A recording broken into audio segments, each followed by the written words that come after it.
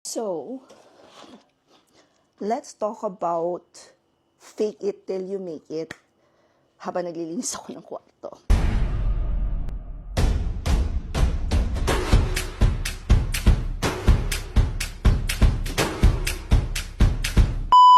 Because I think a lot of people think that when people talk about fake it till you make it, parang recent lang siyang nangyayari.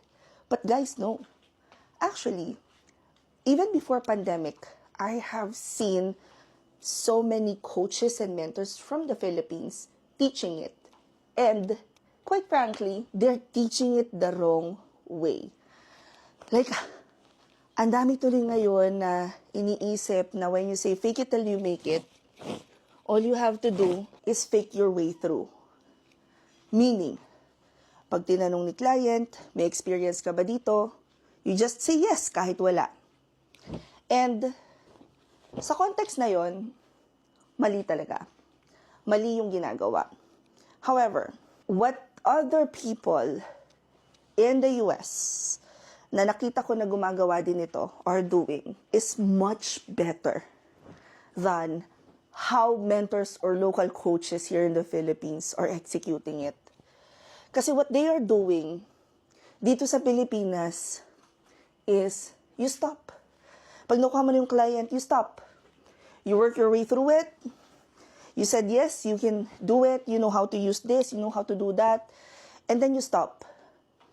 In the US, what they are teaching is very similar sa fake it till you make it na pinapakita dito. But what they actually do is they are already on the way to learning it. Pagka nag-uusap, natatawa ko kasi pag nag-uusap yung mga tao, TikTok, halimbawa, or sa Facebook, tungkol sa issue ng fake it till you make it na pinauso nitong si Nano at tong si VA Buddy, is ginaya nila yung mga tao, mga coaches and mentors na nasa US without proper execution.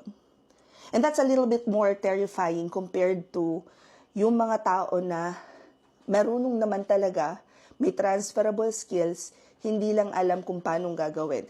Am I making any sense here? Actually, naisip ko lang siya because sabi ko, ito kasing how am I going to phrase this in such a way na magigets ng tao will start questioning the action and not the person or the group. Kasi, even before pandemic, meron ng isang grupo na itinuturo talaga ang fake it till you make it. Hindi nila direktang sinasabi yon, but that's exactly how they teach it. That's exactly how they parang invite and encourage other people to be freelancers. And then, kapag execution na, ang gusto nila mangyari is magtatanong dun sa grupo. Which could be helpful. May mga mentees na nagmamaterialize talaga yung itinuturo. But that's because magaling na talaga sila sa field na yun. They just do not know how to execute. And then there came V and Frank are blatantly saying na you just have to fake your way through. So, saka lang nag-boom, saka lang mas maraming tao ang naging aware na meron palang ganitong mga tao or grupo na nagtuturo ng mali. So, yun lang. Chika ko lang. Nakalinis na ako ng kama.